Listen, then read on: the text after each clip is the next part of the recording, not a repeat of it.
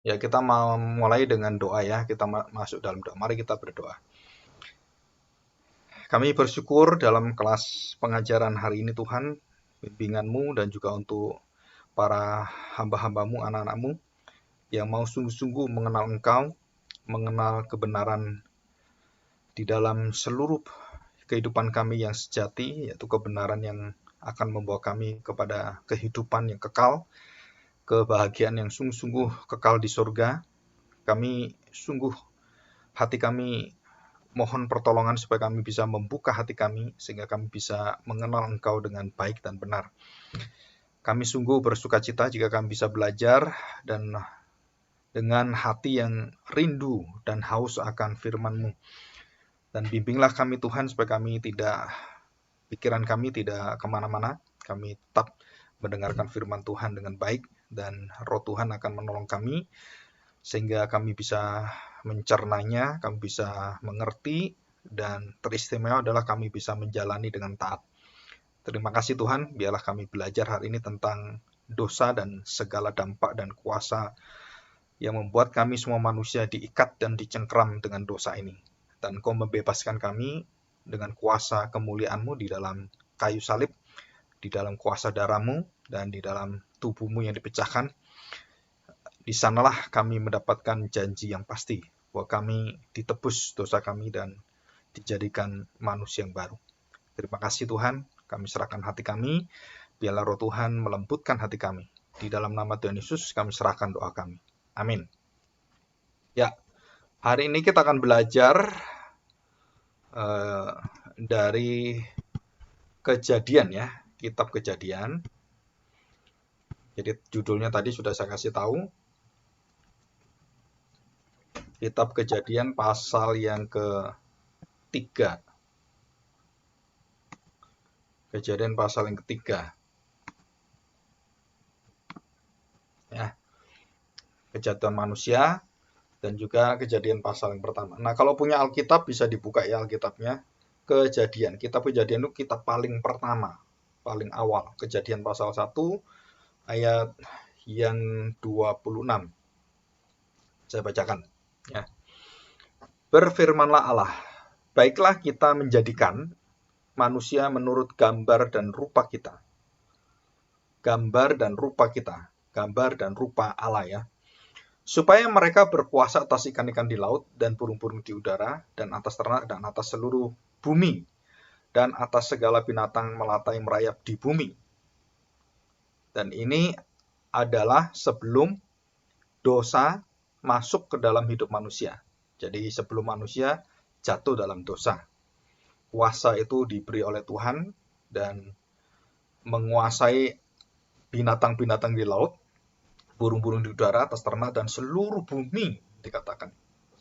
Atas segala binatang melata dan merayap di bumi. Jadi termasuk binatang apapun ya, manusia itu bisa menguasai memerintahnya dan tidak tahu bagaimana caranya. Seluruh binatang-binatang itu taat pada manusia. Ayat 27, maka Allah menciptakan manusia itu menurut gambarnya, menurut gambar Allah diciptakannya dia, laki-laki dan perempuan. Jadi bukan hanya laki-laki, tetapi laki-laki dan perempuan diciptakan Allah. Jadi gambaran Allah itu bukan cuma laki-laki, itu gambaran Allah, perempuan bukan ya. Bukan gambaran Allah yang sempurna. Dua-dua, wanita, laki-laki dan perempuan itu gambaran Allah. Jadi ini mewakili satu kelengkapan, kesempurnaan, wujud kemuliaan Allah. Ya. Terus kemudian dikatakan di sini, laki-laki dan perempuan diciptakannya mereka. Kejadian 1 ayat 28. Allah memberkati mereka, lalu Allah berfirman kepada mereka, beranak cuculah dan bertambah banyak. Penuhilah bumi dan taklukkanlah itu. Berkuasalah atas ikan-ikan di laut dan burung-burung di udara, dan atas segala binatang yang merayap di bumi. Ya, ini diulang lagi. Dan ini kita jelas, kita tahu bahwa segala sesuatu yang ada itu diserahkan dan diatur oleh manusia dengan kuasa yang diberikan Tuhan kepada manusia. Apa itu kuasanya? Serupa dengan Allah. Ya, nanti kita akan lihat rahasia ini. Jadi manusia diciptakan Tuhan untuk menguasai jagat semesta. Nah, kita lihat kejadian pasal yang ketiga. Kejadian pasal ketiga. Ya. Dan dikatakan di sini ayat yang ke-9. Waktu manusia jatuh dalam dosa, ya. Waktu manusia jatuh dalam dosa dan memakan pohon yang dilarang oleh Tuhan, minggu lalu saya jelaskan. Nah, saya bacakan dari ayat 7. Ayat 7 ya. Maka terbukalah mata mereka berdua dan mereka tahu bahwa mereka telanjang. Lalu mereka menyemat daun pohon ara dan membuat cawat, pakaian dalam ya, cawat. Ketika mereka mendengar bunyi langkah Tuhan Allah yang berjalan-jalan dalam taman itu, pada waktu hari sejuk, bersembunyilah manusia dan istrinya itu terhadap Tuhan Allah di antara pohon-pohonan dalam taman itu. Kenapa bersembunyi? Karena dikatakan mereka telanjang, mereka malu. Jadi malu itu adalah akibat dosa.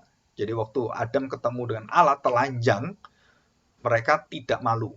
Ya, mereka tidak pernah malu dengan Tuhan waktu Tuhan hadir, mereka telanjang dan laki-laki dan perempuan pun tidak malu, ya. Tidak malu kenapa? Karena belum ada dosa. Nah, kalau sekarang ada orang-orang yang tidak malu telanjang di jalan, ya itu orangnya orang gila, ya. Telanjang di jalan, laki perempuan stres, kemudian dia telanjang dan orang yang lihat kan malu, ya kan? Berarti masih ada akibat dari dampak dosa itu kita malu melihat orang telanjang, ya. Kecuali kalau kita memiliki hubungan yang khusus, ya itu baru bisa. Oke, hubungan khusus ya, baru bisa. Jadi artinya di hadapan Allah semua orang itu telanjang. Dalam arti telanjang betul-betul nggak ada pakaiannya dan tidak malu. Jadi kalau telanjang nggak malu itu artinya telanjang di dalam hadirat Allah, telanjang dalam kekudusan. Ya, itu penting sekali.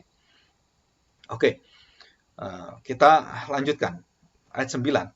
Tetapi Tuhan Allah memanggil manusia itu dan berfirman kepadanya, di manakah engkau? Nah, ini artinya manusia terhilang. Manusia jatuh dalam dosa, bersembunyi.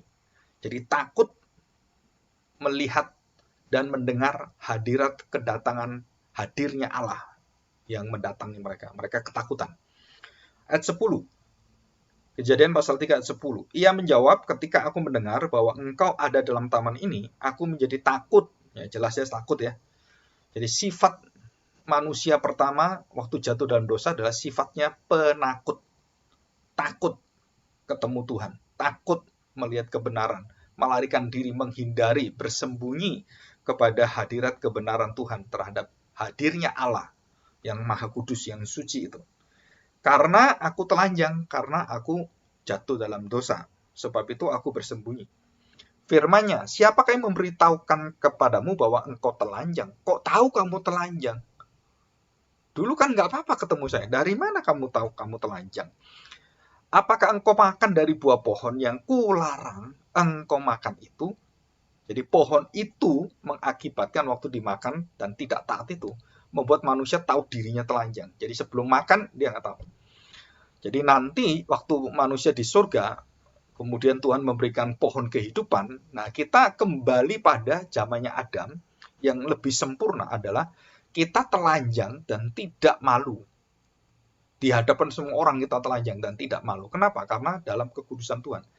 Dan kita akan makan buah pohon kehidupan yang dilarang dimakan itu, yang pohon baik dan jahat itu membuat manusia jatuh dalam dosa, dan akhirnya dia tahu apa baik apa jahat. Nah, baru dia terbuka gitu kan. Dan nanti pohon yang kehidupan yang akan diberikan menyembuhkan bangsa-bangsa itu dalam kitab Wahyu, pohon itu akan menyempurnakan dan membersihkan seluruh dampak dari buah yang baik dan jahat ini. Jadi manusia hanya melihat pohon kehidupan, pohon kebahagiaan, pohon kebenaran, ya. Dan itu yang akan diterima manusia jika percaya kepada Tuhan kita Yesus Kristus. Di situ. Ya. Nah, di sini kemudian manusia beralasan, ya, beralasan ABC gitu ya. Nah, kita akan belajar yang pertama adalah manusia diciptakan dari debu dan tanah. Yang pertama adalah unsurnya bukan yang hidup, tapi yang mati. Jadi kalau kita kulit kita, tubuh kita kotor, kita gosok-gosok gitu ya, kan itu ada debunya, ada kotorannya kan. Istilah orang Jawa itu ada bolotnya gitu. Nah itu kan kalau kita lihat, kalau kan tebel gitu kan, nah itu kan sebenarnya kotoran debu yang nempel di tubuh kita, nempel semua, terus kita bersihin gitu ya. Jadi manusia itu dari tanda petik dari unsur alam semesta ini alamiah. Apa alamiahnya? Debu dan tanah. Dan kita akan kembali ke debu dan tanah. Kita mati ditanam, kita mati dikubur, kita mati karena kecelakaan, kita tenggelam ke laut, semua kembali ke tanah, kembali ke bumi. Itu tubuh fisik kita, ya tubuh fisik kita, secara fisikal ya, secara materinya gitu, zat-zatnya. Nah kita mati di sana. Nah Tuhan menciptakan kita dari apa? Dari debu dan tanah. Ya debu dan tanah. Kemudian Tuhan ambil dan Tuhan bentuk itu. Jadi dibentuk itu artinya nggak tahu bagaimana Tuhan bentuknya. Tuhan bentuk ya jadi manusia seperti kita dewasa ini. Ya, Adam diciptakan itu bukan bayi. Adam diciptakan itu manusia dewasa sempurna. Jadi bukan bayi kecil Adam gitu. Adam tidak pernah mengalami jadi bayi karena dia tidak dilahirkan. Ya, Adam tidak dilahirkan, Adam diciptakan. Bisa ngerti nih ya. Hawa juga tidak dilahirkan, Hawa diciptakan. Berasal dari apa? Tulang rusuk laki-laki, tulang rusuknya Adam. Diambil, kemudian Tuhan bentuk Hawa. Jadi Hawa itu unsurnya bukan dari debu dan tanah langsung, tapi berasal dari siapa? Dari tulang rusuk Adam ini. Dari tulang rusuk Adam, dari darah dagingnya Adam. Kemudian diambil dan dijadikan Tuhan menjadi perempuan. Hawa namanya. Ya. Hawa itu artinya ibu dari segala hal, ibu dari segala yang ada di dalam keturunan manusia. Jadi dia adalah rahim dari semua manusia. Nah, itu artinya Hawa. Ya, Hawa. Nah, Adam dan Hawa. Nah, kita tahu peristiwa ini ya. Jadi unsur daripada tubuh manusia itu adalah debu dan tanah, dan perempuan itu berasal dari Adam, dari tulangnya Adam, termasuk tulang darah dan dagingnya kan. Dan Adam sendiri dari debu dan tanah. Jadi secara tidak langsung manusia, khususnya Hawa ini diciptakan dari debu dan tanah juga, tapi tidak langsung melalui Adam yang berasal dari debu dan tanah.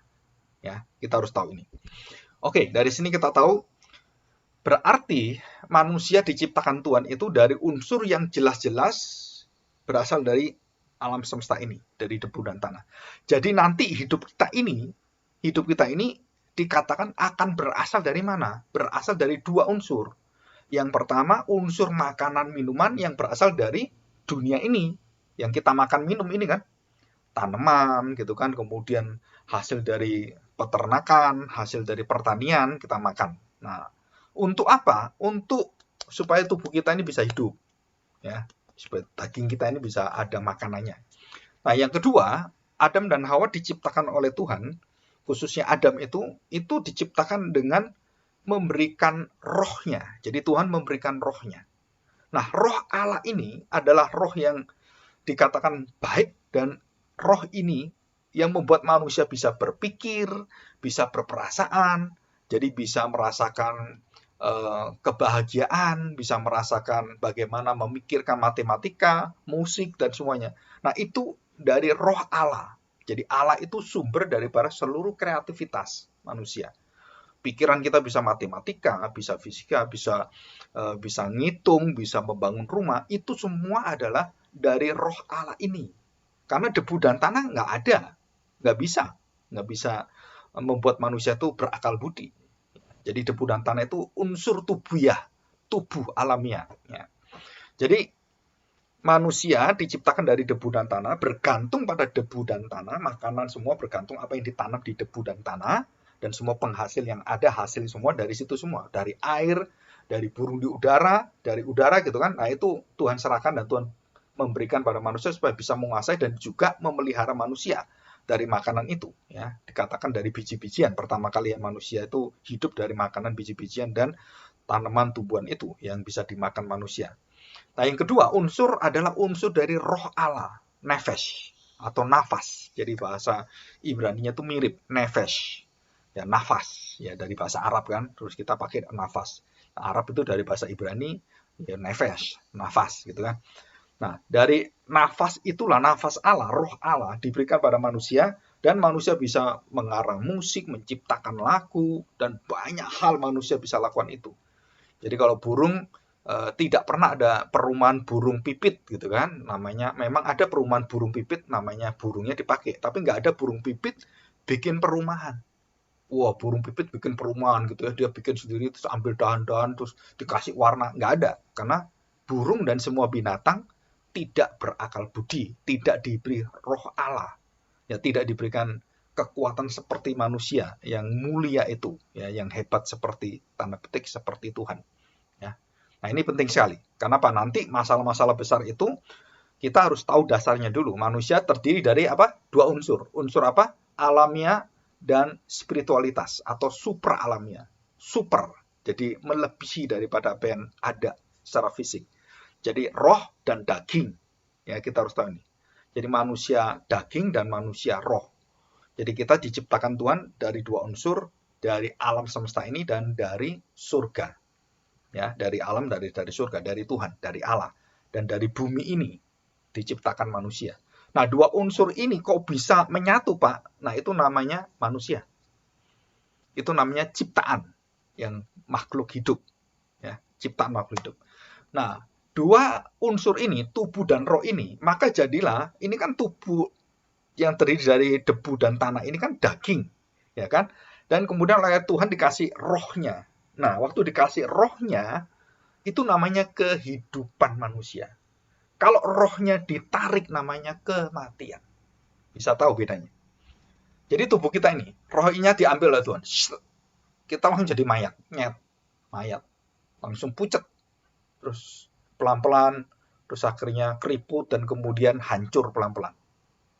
Di situ. Jadi kalau roh Allah diambil, kehidupan itu langsung tiada. Dan tubuh manusia langsung jantungnya berhenti, otaknya berhenti, semua berhenti, dan langsung istilahnya itu orang ngomong itu decay ya, jadi membusuk. Jadi tubuh kita akan membusuk, akhirnya tinggal tulang belulang, ya di situ. Ya tulang belulang gitu. Nah, saya juga lagi berpikir di dalam Alkitab itu tulang belulang Adam, tulang belulang Sarah, tulang belulang dari Yakub, tulang belulang dari Isa itu ya, itu dikumpulkan bersama. Artinya bahwa kuburan orang-orang itu ada satu kuburan khusus yang dikumpulkan tulang-tulang itu seperti Adam, seperti Abraham, kemudian zamannya Yusuf itu diambil tulang-tulang itu ya dan dibawa kembali ke Israel tulang-tulang papanya. Jadi Yakub dikubur dan kemudian tinggal tulang belulang dan waktu mereka pergi keluar dari Mesir itu diambil tulangnya dan dibawa kembali. Ya. Nggak tahu apa artinya itu. Jadi saya kadang-kadang ya nanti kalau saya pindah tulang anak saya yang sudah meninggal Jessica itu bisa diambil kalau saya pindah dan pindah bersama dengan saya. Bisa nggak? Bisa. Seperti Alkitab mengatakan demikian. Kalau saya pindah ke Amerika gitu kan, pindah ke Jepang gitu. Nah, itu tulang belulangnya bisa diambil dan dibawa pindah, ya, dipindahkan. Bisa, bisa Alkitab ada itu.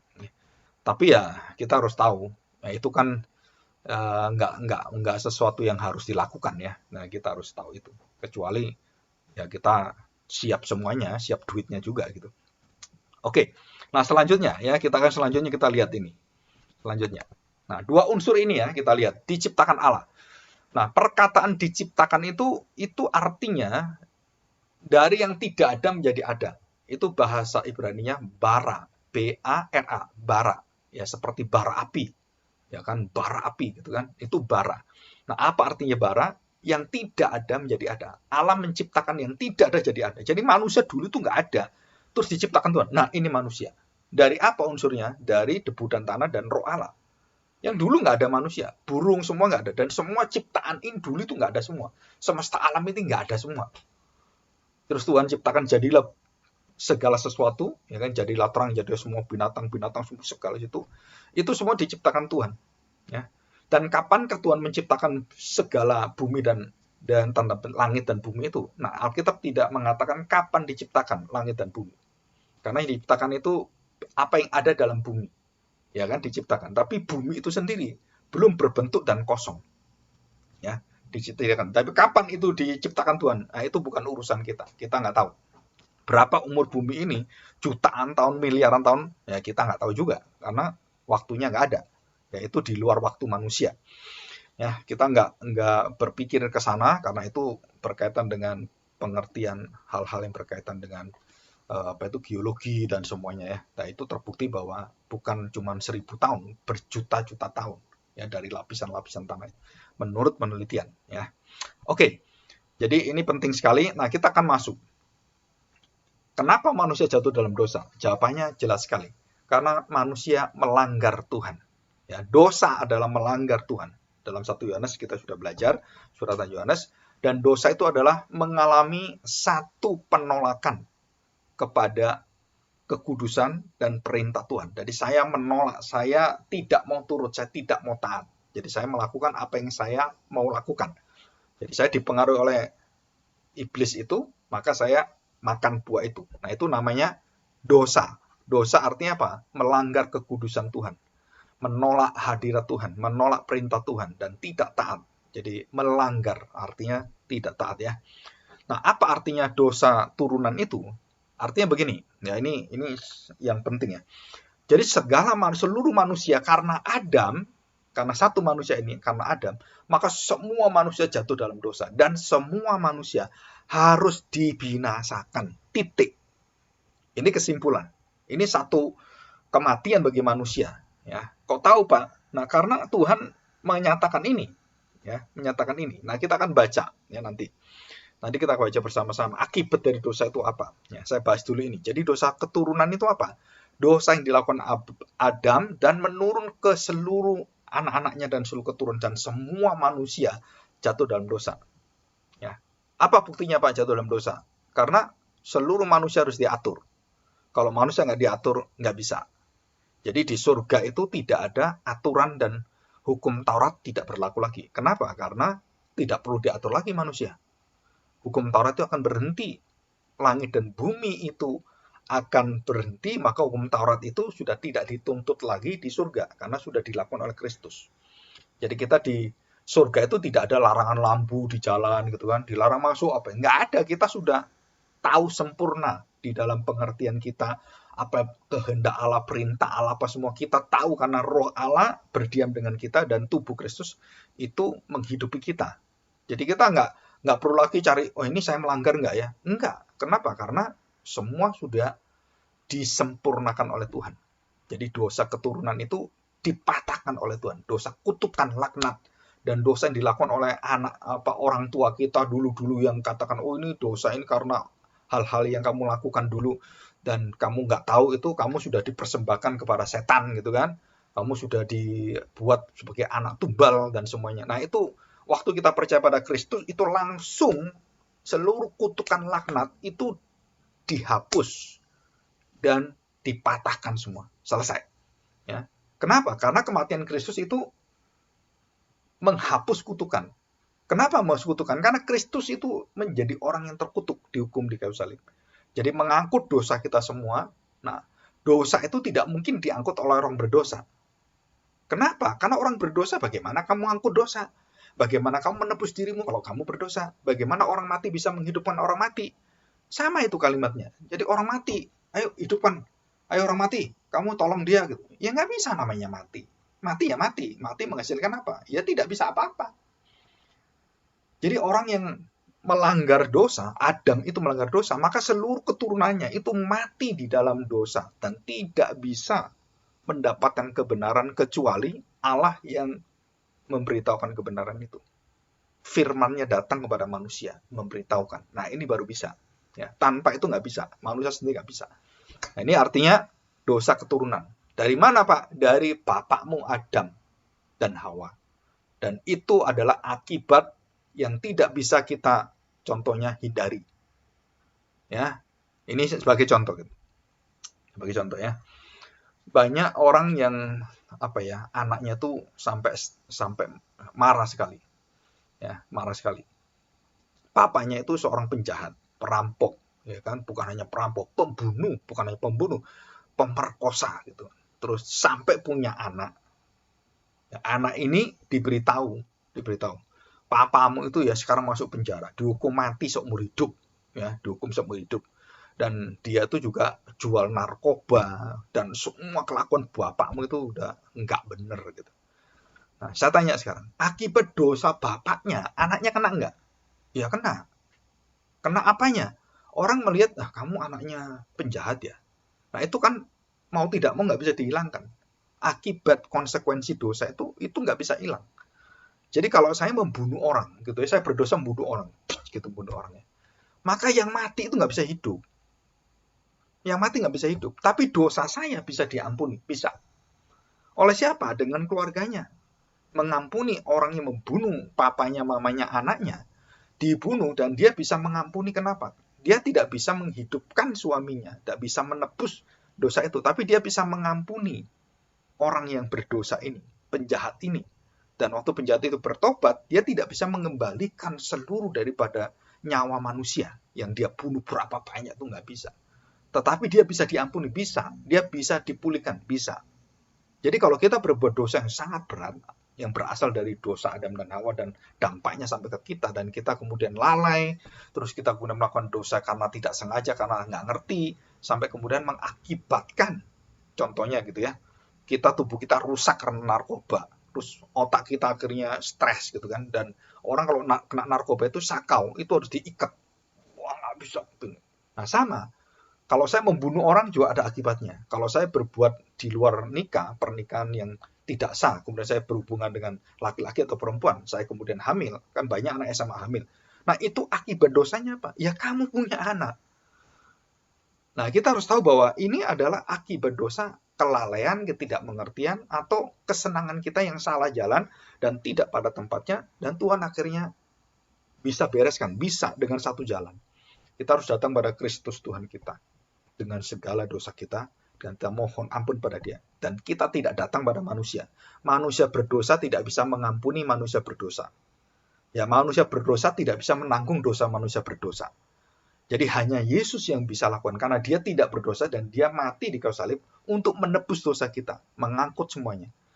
Dan kemudian Yesus telah menjadi pokok keselamatan, pohon keselamatan, dan seluruh sumber keselamatan kita. Dan kita datang pada Dia, dan Dia memberikan hidup yang baru. Jiwanya, nyawanya, darahnya, itu diberikan pada kita, dianugerahkan pada kita. Dan kita waktu menerima Kristus, kita akan sedih luar biasa, kita akan menerima satu perubahan hidup yang luar biasa, dan kita merasakan ada satu sukacita, ada damai, walaupun saya jatuh dalam dosa, karena Tuhan terima saya. Wah, itu tenangnya luar biasa. Dan apa konsekuensinya yang kita harus hadapi? Kita harus meninggalkan dosa kita.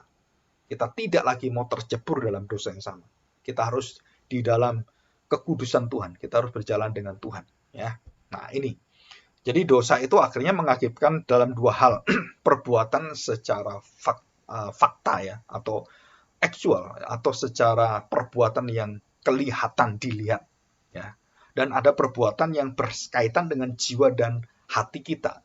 Jadi Tuhan Yesus selalu melihat dosa itu diproduksi bukan dari tangan dan kaki kita, dari mata kita, bukan. Dosa itu diproduksi dari hati kita. Itu dosa yang ada di dalam jiwa kita, dalam roh kita. Jadi kalau jiwanya, rohnya tidak diubahkan, maka tubuhnya itu nggak akan bisa berubah. Ya. Dan tubuhnya itu hanya ikut apa yang ada dalam hatinya. Jadi kenajisan itu bukan dari barang-barang, oh ini babi, oh ini binatang nggak boleh dimakan, oh ini najis gitu. Bukan. Kenajisan itu berasal dari mana? Dari hati kita. Segala sesuatu najis keluar dari hati kita, bukan dari luar masuk dalam hati kita. Ya. Jadi yang dilarang Tuhan itu adalah yang tidak diperbolehkan. Bukan soal makanan, tetapi kekudusan hati kita. Ya, itu semua bukan soal hal-hal bersifat materi, ya benda dan makanan, minuman secara fisik, bukan. Tetapi itu adalah kekudusan Tuhan. Ya, jadi ini kita tahu. Jadi ada dua perbuatan dan dosa dalam jiwa kita yang terus akan berdosa tiada habis-habisnya. Ya. Oke, akibat dosa yang pertama kita akan pelajari adalah dosa itu menurun dan meracuni, terus kemudian mengkamiri dan merusak, menjalar, merambat ke seluruh umat manusia. Tidak ada satu manusia yang luput. Jadi kita ini manusia yang sangat berpusat pada diri kita. Kita selalu ingin membenarkan diri kita. Kita selalu ingin lebih baik dari orang lain. Jadi dunia itu mendidik kita supaya kita selalu mencari persona atau pribadi yang dikagumi orang. pribadi yang bermanfaat, pribadi yang dipuji-puji orang. Nah, Tuhan tidak melihat hal-hal seperti yang manusia lihat. Tuhan melihat hatinya yang diutamakan, hatinya takut akan Tuhan nggak, hatinya sungguh-sungguh mengenal Tuhan, menerima bahwa dia tidak lebih baik dari orang lain. Dan Tuhan menerima orang-orang yang hatinya hancur di hadapannya. Dan Tuhan menerima orang-orang yang berdosa yang menepuk dadanya dan dia menyesal di hadapan Tuhan. Dan Tuhan terima mereka. Jadi orang-orang yang sombong, orang-orang yang tidak butuh Tuhan karena uangnya banyak, karena kehidupannya lebih baik dari orang lain. Wah, itu orang-orang yang pinter, orang-orang yang luar biasa itu. Nah, mereka merasakan, saya nggak perlu Tuhan.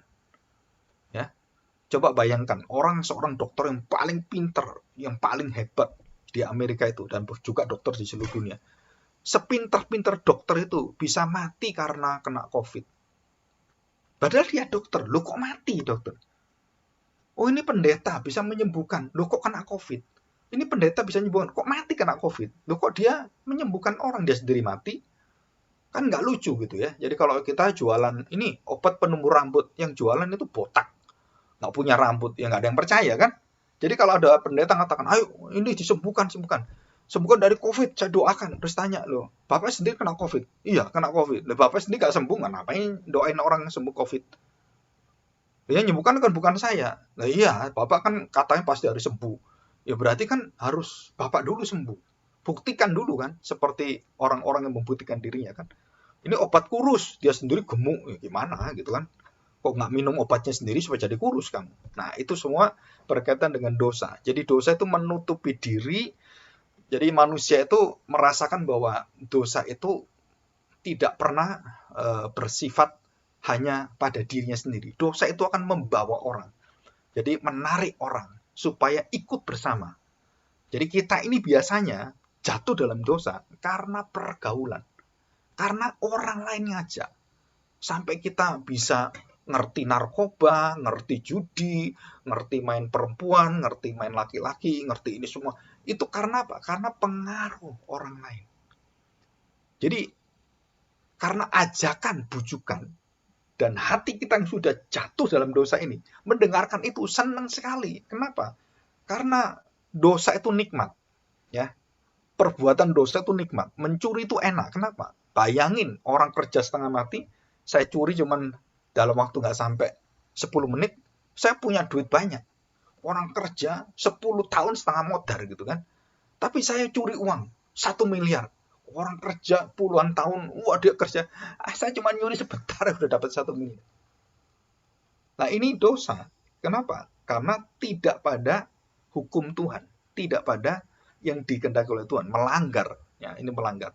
Nah ini yang pertama. Jadi dosa itu merambat dan automate. Automate itu secara otomatis. Dan juga dosa itu bersifat universal. Jadi semua, tidak peduli anak kecil, besar, umur berapa, dari semua sudah kedampak dosa semua. Yang disebut sebagai dosa keturunan. Dan semua dosa yang merambat, dosa yang memperbudak, dosa yang mengikat, dosa yang betul-betul mencengkram kita itu, sampai kepada dosa yang universal dan ada alamnya dalam diri kita, itu hanya bisa dibereskan dengan kuasa kemerdekaan kebenaran Kristus.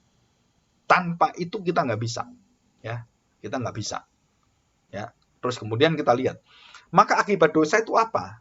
Kalau manusia melanggar jatuh dalam dosa, akibatnya apa? Nah, kita akan melihat dalam Alkitab nanti ya, dan kita akan bahas aja dalam Kejadian pasal 3 tadi. Selanjutnya ada. Nah, saya tulis di sini ya, saya udah ketik, udah buatkan PowerPoint-nya. Jadi akibat dosa, manusia sudah tidak bisa lagi mengalami kesehatan yang betul-betul prima.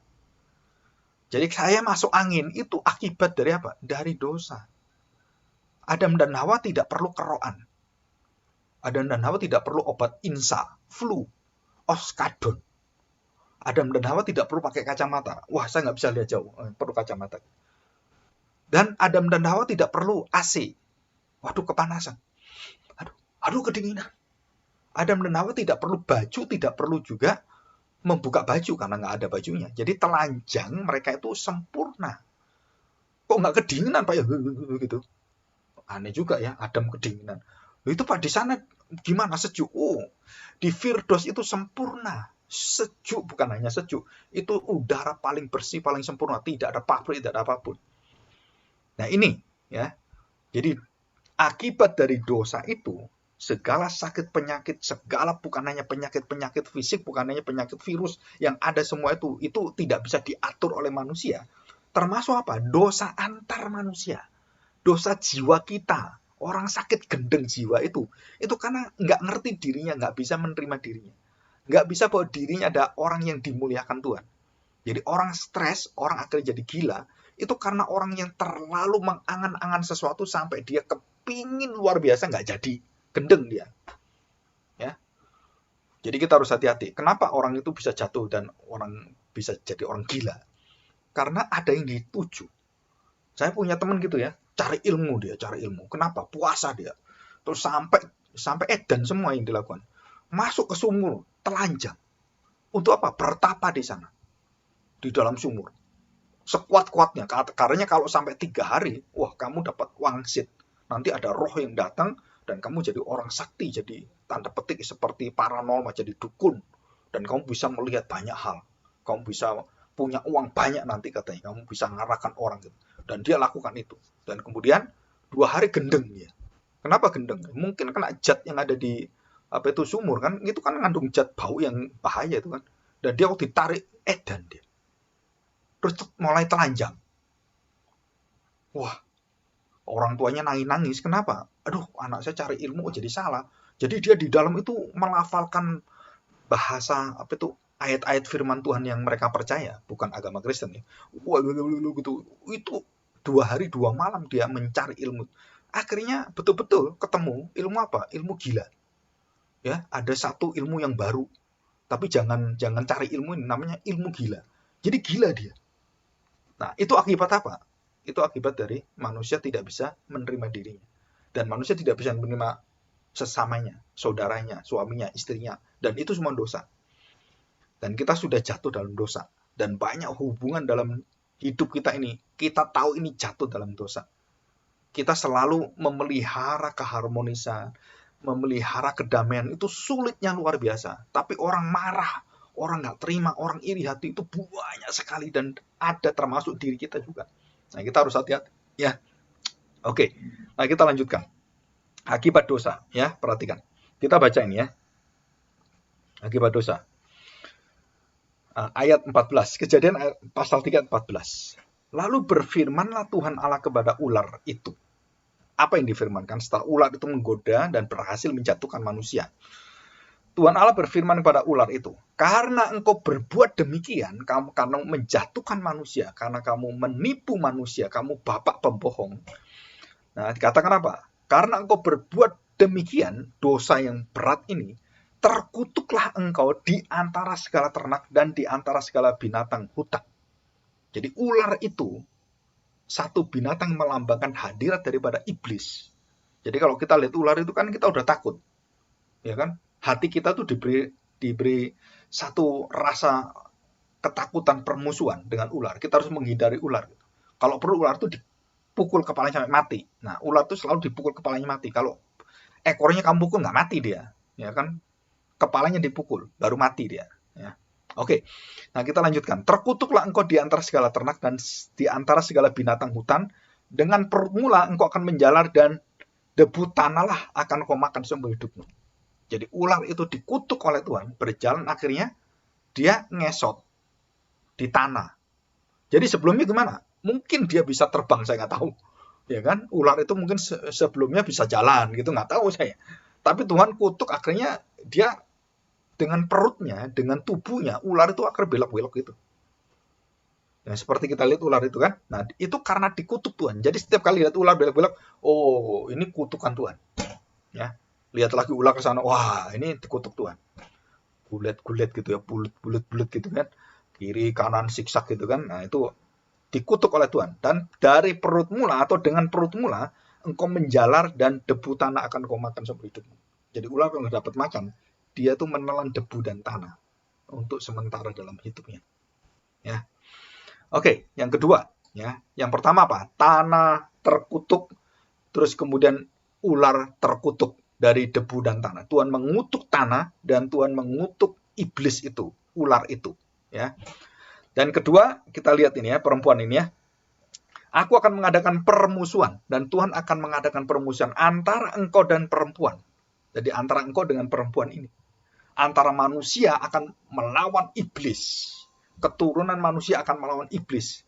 Dan satu keturunan manusia itu akan berhasil menaklukkan iblis dan menginjak kepalanya dengan tumitnya, itu adalah Kristus.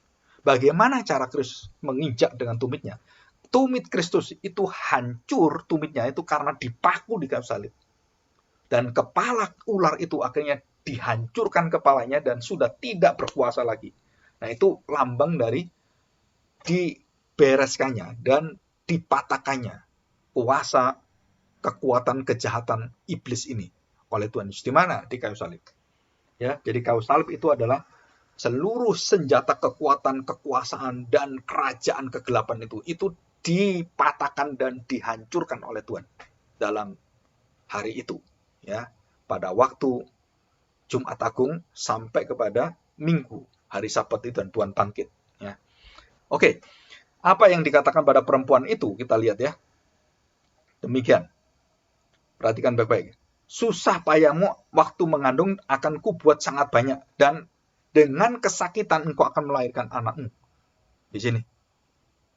Dengan kesakitan, ya. Namun engkau akan birahi kepada suamimu dan ia akan berkuasa atas tubuhmu. Jadi sekarang wanita itu tidak bisa lagi seperti dulu. Wanita itu harus diatur oleh laki-laki. Wanita itu harus dikuasai oleh laki-laki. Dalam arti bukan diinjak-injak ya, tetapi diberikan penyertaan, pemeliharaan, dan diarahkan supaya mereka datang pada Tuhan dan takut pada Tuhan. Itu fungsi daripada laki-laki, menguasai wanita, berkuasa atasmu. Ya. Yang kita lihat bahwa Hawa kesakitan waktu melahirkan. Jadi waktu seorang perempuan melahirkan, itu adalah dampak karena kuasa, dosa, konsekuensinya dalam hidup manusia, semua perempuan. Ya, semua perempuan. Ya. Yang kedua, dikatakan di sini, bahwa engkau akan tidak berkuasa atas tubuhmu, suamimu berkuasa atas tubuhmu. Dan itu adalah dampak dosa. Jadi wanita itu harus dibawa wewenang otoritas laki-laki. Dan bukan di atas laki-laki. Ya, itu Alkitab ceritakan seperti ini. Nah, yang selanjutnya, bagi yang Adam ya, sekarang Adam, apa yang terjadi?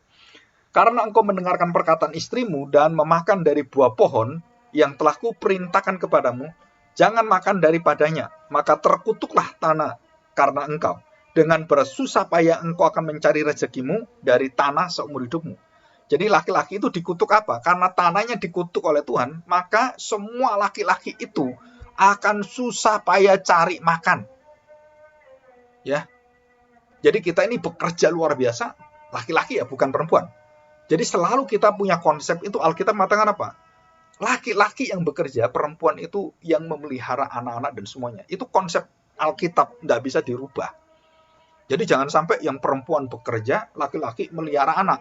Ya nyusui anak gitu kan di rumah gitu. Itu kebalik gitu. Kenapa? Karena tanggung jawabnya laki-laki yang diceritakan di sini.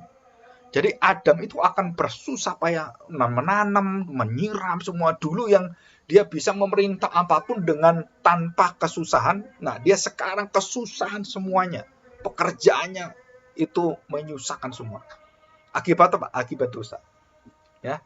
Kita cari minum, kita cari air, cari apa, susah semua. Tambah akhir zaman, itu tambah susah kita. Sekarang 1 liter air itu ya, sudah hampir sama dengan apa? Dengan bensin. Apalagi air itu, kalau air yang bagus, alkalin, jauh lebih mahal air yang bersih daripada bensin. Ya kan? Bensin sekarang 9.000, air alkalin itu 15.000 1 liter. Jadi hampir 2 kali lipat. Air alkalin itu bisa mahalnya seperti itu. Nah, di surga pada waktu itu Adam dan Hawa, airnya itu bersih dan tidak mengandung apapun dan menyehatkan tubuh manusia, dan manusia sempurna sekali. Ya, ini satu pengertian. Jadi tanah dikutuk sehingga manusia susah cari kerja, menanam, menyiram, memelihara, berternak, dan bahkan akibatnya nanti lebih besar lagi. Apa? Nah, kita pelajarin ya. Dampaknya apa? Secara dampak alam semesta, binatang-binatang dan manusia dengan binatang, manusia dengan manusia, itu tidak ada kedamaian. Jadi manusia tidak bisa menguasai semesta alam lagi. tidak berkuasa kepada ikan-ikan lagi. Dan manusia bahkan bisa dimakan oleh ikan, bisa ditekam oleh harimau. Ini akibat apa? Ya ini akibat dari dosa. Waktu Adam, harimau tidak memakan manusia. Semua takluk dan tunduk. Artinya itu kayak orang itu apa ya? Tame itu takluk ya. Kalau bisa diberitahu ya binatang itu bisa diperintah, nurut semua. Nah ini enggak. Kalau dia lapar, wah udah dimakan aja kamu. Nah, ada permusuhan, ada semacam terpisah yang dulu bisa bersatu sekarang terpisah. Jadi antar manusia terpisah. Sekarang ada kerajaan-kerajaan, ada tanah sendiri, ada semua. Dulu nggak ada, ini semua sama, semua dikuasai manusia, semua untuk manusia, dan semua tidak ada permusuhan apapun. Nah sekarang iblis dalam hidup manusia iblis datang dan membuat manusia jatuh dalam dosa. Maka antar manusia terjadi permusuhan-permusuhan tiada habis-habisnya. Dan ini dampak apa? Dampak dosa. Negara-negara itu kalau negara-negara yang kejam gitu ya, jadi itu merampok, menjajah. Masih ingat bangsa-bangsa seperti yang ingin menguasai bangsa lain, itu semuanya dampak dosa dalam sosial. Kita menghina orang lain, menyepelekan orang lain, merendahkan orang lain, itu juga sama dampak dosa. Jadi orang-orang percaya gereja Tuhan atau orang-orang Kristen, itu orang-orang yang akan mengerti hak manusia itu apa. Karena dia tahu bahwa di hadapan Tuhan, semua manusia itu berdosa. Semua manusia membutuhkan keselamatan. Semua manusia sama di hadapan Tuhan. Nah, itu menjadi satu kekuatan iman orang Kristen. Maka banyak sekali kita tahu bahwa orang-orang Kristen yang mendirikan palang merah pertama orang Kristen, yang menolong akibat perang orang Kristen, yang membuat panti asuhan orang Kristen, yang membuat palang merah itu yang nyumbang-nyumbang darah, itu semua orang Kristen. Yang menemukan semua kemanusiaan, hampir semuanya orang Yahudi dan orang Kristen. Kenapa? Ya karena firman Tuhan. Firman Tuhan mengatakan dampak dosa. Bagaimana saya bisa mengalahkan dampak dosa? Ya kita menaklukkan. Dengan apa? Dengan memelihara orang-orang yang sengsara, orang-orang asing, orang-orang yang kelaparan seperti itu. Sekarang ini, Amerika, Yahudi, dan semua negara Eropa menanggung lebih daripada 40 juta orang kelaparan di Afrika dan di seluruh dunia. Bayangkan, 40 juta. Tiap hari dikasih makan, tiap minggu, tiap bulan, sampai tiap tahun. Kalau bisa, orang ini kembali ke negaranya. Itu di pengungsian, di Sudan, di Ethiopia, itu banyak sekali. Ratusan ribu orang, jutaan orang. Dan bahkan ada yang datang ke Indonesia, ya pengungsi-pengungsi itu kan, kita masih ingat, dan berapa ratus orang, ribu orang datang gitu. Nah, itu artinya apa? Manusia jatuh dalam dosa. Jadi hamba kedagingannya. Dan rusaknya luar biasa. Negara-negara yang paling rusak itu negara-negara yang paling banyak pertambangannya, hasil buminya. Jadi negara teluk, negara-negara yang ada di tanah-tanah tandus yang dulu minyaknya banyak, sekarang mereka menjadi negara yang kejamnya luar biasa. Dan penduduknya miskin dan banyak yang mati. Nah, siapa yang menolong? Negara-negara yang di sana banyak orang-orang percaya, orang Kristen. Itu dampak dari dosa. Tapi negara yang ada Kristusnya, itu yang menolong negara-negara ini. Yang membuat vaksin, itu negara Kristen. Yang menemukan vaksin, itu negara Kristen. Di Indonesia juga sama. Dokter Terawan juga orang Kristen. Yang berjuang mati-matian di musim mati-matian, ya orang Kristen. Jadi kita lihat, ini kalau nggak ada orang Kristen gimana? Oh, bumi ini udah dimurkai Tuhan, udah dibuang oleh Tuhan. Tapi Tuhan mengasihi orang-orang berdosa. Dan Tuhan memberikan kesempatan. Untuk apa? Supaya manusia bertobat. Tuhan mengirimkan nabinya. Tuhan mengirimkan orang Kristen. Tuhan memberikan kebaikan kasihnya kepada orang-orang yang memusuhi semua. Yang dalam kegelapan. Orang Kristen datang memberikan hidupnya. Bahkan sampai memberikan nyawanya. Kenapa? Karena harus menutupi dosa dengan kasih. Harus mengalahkan dosa dengan pengampunan Tuhan. Dan itu hidup orang percaya. Ya, ini kuasanya yang luar biasa. Jadi kita tidak boleh menyimpan dendam dan dosa apapun dalam diri kita. Karena yang paling layak ada dalam hati kita adalah kemahakudusan Tuhan. Roh Allah, kebaikan, ya, kesucian, kebahagiaan, kesabaran, pengampunan. Itu dalam hati kita. Bukan benci, iri hati, dendam. Jangan. Walaupun kita manusia masih jujur menyimpan hal demikian. Tapi kita belajar untuk melepaskan itu. Tapi kalau sudah bisa menerima Kristus sebagai Tuhan Juru Selamatmu, kamu akan mengalami kelegaan yang luar biasa. Ya, jadi permusuhan itu dimulai, artinya apa? Tidak ada perdamaian. Ya, namanya musuh itu apa? Nggak ada damai. Jadi Tuhan memberikan satu warning, satu peringatan hari itu saat manusia jatuh dalam dosa. Tuhan mengatakan, kamu wanita dan iblis dan seluruh kegelapan, kamu akan berperang sampai ditaklukkan oleh Mesias, Kristus, Yesus. Jadi manusia berperang. Kok tahu, Pak? Betul. Kok tahu? Iya, ada dalam Alkitab. Kain dan Habel berperang. Yang benar dibunuh oleh orang-orang jahat. Matilah Habel. Darahnya berteriak kepada Tuhan menuntut keadilan. Kemudian Kain dihukum oleh Tuhan. Menjadi bangsa yang dibuang oleh Tuhan. Dan diberi tanda di otaknya itu, di kepalanya. Dikutuk oleh Tuhan. Dan tidak pernah bisa Kain itu kembali kepada Tuhan. Dan dibuang oleh Tuhan. Dan turun-temurun seperti itu terus. Zaman Nuh, manusia berdosa. Dihabisi oleh Tuhan dengan air bah. Dan mati semuanya, tinggal keluarga. Dan terus seperti itu sampai akhir zaman nanti. Ya. Nah ini, jadi manusia dikuasai dengan apa? Dengan dirinya, pikiran-pikiran yang tidak puas nafsu, pikiran-pikiran penuh dengan ingin seluruh dunia tuh ingin melayani dia, berpusat pada diri dia. Nah, orang Kristen adalah orang yang tidak mementingkan dirinya, yang bekerja untuk pekerjaan Tuhan, kerajaan Allah, kehendak Tuhan. Dan mengampuni orang itu mendahulukan orang. Ya. Kalau kita nggak mau mengampuni, mendahulukan diri kita. Mengasihi orang itu mendahulukan apa yang diminta Tuhan. Kalau mengasihi diri itu artinya berpusat pada diri. Aduh, aku aja nggak bisa apa-apa, masa mau tolong kamu? Nggak bisa. Kenapa? Menolong orang bukan karena kamu nggak punya duit. Memberikan pada Tuhan bukan karena kamu nggak bisa apa yang diberi. Enggak. Tuhan sudah banyak beri pada kita, banyak sekali. Nggak usah banyak-banyak. Hatimu diberi Tuhan itu sudah cukup dipersembahkan pada Tuhan. Semuanya nanti akan ikut kehendak Tuhan. Tanganmu, pikiranmu, ucapanmu itu akan ikut kehendak Tuhan. Hatimu kamu beri pada Tuhan, maka segalanya itu akan Tuhan pakai. Ya. Dan ini, jadi permusuhan dimulai, maka saat itulah terjadi bahwa manusia tidak bisa berdamai dengan setan. Jadi manusia tidak mungkin menerima kegelapan, kebohongan dan semuanya. Dan itu sudah dibuka oleh Tuhan. Dan perang ini akan terus dan tidak akan ada ujungnya. Kecuali nanti Mesias datang, Yesus datang dan menjadi hakim dan akan menyelamatkan orang-orang yang berdosa, yang bertobat, dan akan membuang semua orang berdosa yang tidak bertobat, termasuk iblis dan semua ular itu iblis. Ya.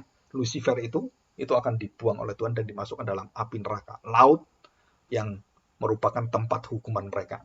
Ya. Oke, nah di sini kita bersyukur ya kita sudah sampai di sini.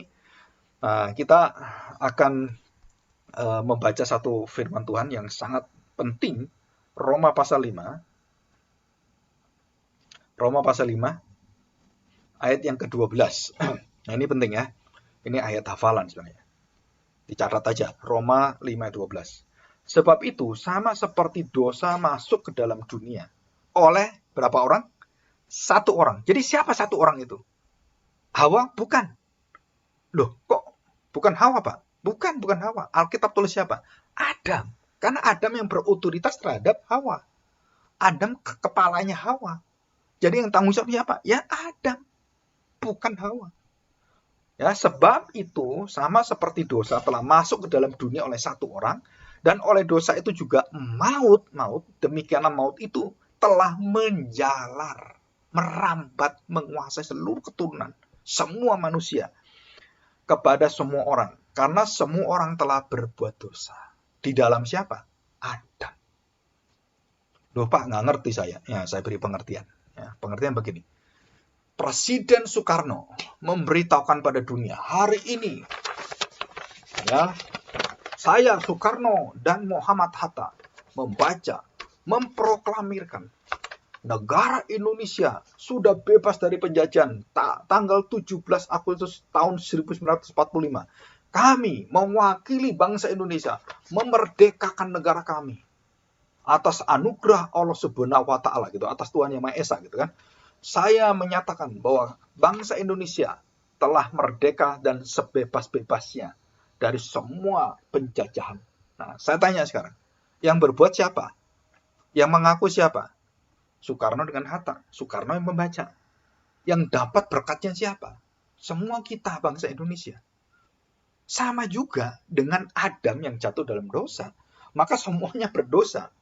Waktu Soekarno memerdekakan Indonesia, semua orang Indonesia merdeka. Ya, kita lihat ini ya. Perhatikan. Nah, perhatikan ini. Ayat yang kita lihat ya. Ayat yang ke-18. Pasal 5 ayat 18. Roma pasal 5 ayat 18. Sebagai ayat penutup. Sebab itu, sama seperti oleh satu pelanggaran, semua orang beroleh hukuman. Siapa satu orang itu? Ada. Demikian pula oleh satu perbuatan kebenaran. Tadi pelanggaran. Ini apa? Kebenaran. Semua orang beroleh pembenaran untuk hidup yang kekal. Ya, semua masuk dalam murka Allah, dalam neraka gitu kan, dalam api hukuman, dan ini masuk dalam hidup yang kekal. Di dalam dikatakan pembenaran untuk hidup selamanya, hidup bahagia. Kenapa? Karena satu orang. Jadi satu orang mewakili semua orang berdosa, satu orang mewakili semua orang dibenarkan. Dikatakan beroleh pembenaran untuk hidup. Jadi kita ini tidak bisa membenarkan diri. Kita tidak bisa membeli keselamatan dengan kita berpuasa, kita berdoa, kita kemudian berbuat baik, kita bersodako, bersedekah, terus berbuat menolong orang. Itu tidak menyelamatkan kita. Yang menyelamatkan kita siapa? Yaitu Yesus Kristus yang mati bagi dosa-dosa kita. Jadi perbuatan baik kita tidak nebus dosa kita. Saya berbuat berzina, nggak bisa saya tutup dengan apa? Oh, tak kasih uang ya kamu, supaya kamu mengampuni saya. Nggak bisa. Kenapa? Karena dosa mencuri, merampok, membunuh, berzina, itu tidak bisa dikalahkan, ditaklukkan dengan apa? Dengan uang. Itu hanya kompensasi. Untuk memelihara anak, untuk memelihara keluarga ini, untuk ganti ruginya. Tapi dosanya nggak bisa. Apalagi berurusan dengan hati saya yang memproduksi dosa. Bagaimana saya bereskan dosa? Nggak bisa. Jadi penjara, rumah sakit, panti asuhan, rehabilitasi narkoba tidak menyembuhkan hati orang-orang yang berbuat jahat. Ya, tapi Kristus itu membereskan hati kita. Ya, kita berdoa supaya Tuhan, kami mau berdoa, kami mau beres hidup saya di hadapan-Mu. Ya, siapapun yang terikat dengan segala sesuatu yang bukan kebenaran dan bukan kekudusan dari Tuhan, apapun itu, saudara harus berani tinggalkan itu. Supaya layak di hadapan Tuhan dan kamu baru bisa menerima Kristus seutuhnya. Ya, kita bersyukur, kita masuk di dalam doa. Ya, mari kita berdoa. Bapa, kami bersyukur hari ini. Kami percaya Tuhan bahwa dosa itu begitu hebatnya dan dahsyat sekali. Sehingga manusia tidak ada satupun yang bisa membereskan dirinya, mengatasi dosanya. Dan bahkan kami semakin kami menutupi dosa kami, dosa itu semakin menyedot kami, semakin mencengkeram kami dengan luar biasa. Tuhan, kami tahu, satu-satunya jalan adalah kami dilahir barukan. Kami dibereskan. Kami mendapatkan keselamatan dari Tuhan. Kami menjadi jalan penebusan, jalan pendamaian, yaitu Kristus yang mati bagi kami, menggantikan kami. Tuhan, kami bersyukur. Tuhan, kami sungguh merasakan satu sukacita janji Tuhan yang luar biasa. Karena hanya dengan iman kami percaya, bukan karena kami melakukan perbuatan dan kami bisa menebus dosa kami, tapi karena Kristus kami percaya perbuatan dan penebusan Tuhan kami Yesus Kristus. Dan disitulah kami mengamininya, kami percaya, kami ikut dan menerima dampak kekuatan daripada pembebasan dosa. Dan kami dibenarkan dan kami hidup bersama dengan Tuhan. Mulai dari saat sekarang sampai kami bertemu dengan Tuhan Allah kami, Tuhan kami Yesus dan Bapa Surgawi. Dan kami akan selama-lamanya bersama-sama dengan Engkau Tuhan. Terima kasih Tuhan. Sungguh dosa itu menguasai kami. Dan biarlah roh Tuhan selalu mengingatkan kami. Terang dan gelap tidak bisa bersatu. Hanya di dalam teranglah gelap itu bisa terusir. Jadi di dalam gelap kita tidak bisa mengusir terang. Tapi teranglah yang mengusir kegelapan.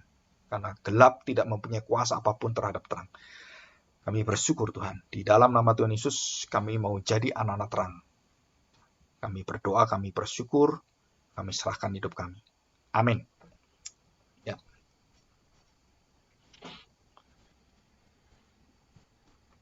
Ya, sekarang kita buka ada pengumuman dari Pak Jul ya untuk acara-acara selanjutnya, ibadah, persekutuan doa dan semuanya.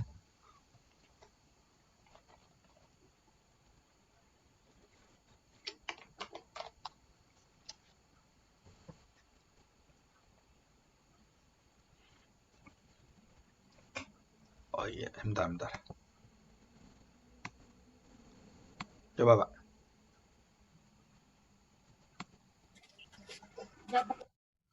Bisa. Oh ya, udah bisa ya. Ya. Baik, terima kasih buat Kak Haji dan semua saudari. Selamat datang kepada Pak Sony ya, udah hadir di sini. Ya juga untuk Wina. Siapa namanya? Wina. Untuk Mbak Wina. Ya, pengumuman aja. Untuk kelas katekisasi ini akan diadakan setiap hari Minggu ya, online jam 5 sampai jam 6. Nanti yang baru datang bisa menyesuaikan ya di Tuhan dari Agung. Lalu yang kedua, kami mengundang baik Saudari Wina maupun Pak Sony untuk bisa ikut persekutuan doa online ya. Gitu. Tiap hari Jumat setengah 7 malam atau Sabtu jam 7 pagi dan ibadah Minggu online selama masih PPKM darurat ini ya. Itu aja sih Pak, pengumuman 2 ya yang disampaikan. Baik, terima kasih dari Kesekretariatan Gereja. Ya, untuk pelajaran ini ya, ini kan direkam. Pelajaran ini direkam,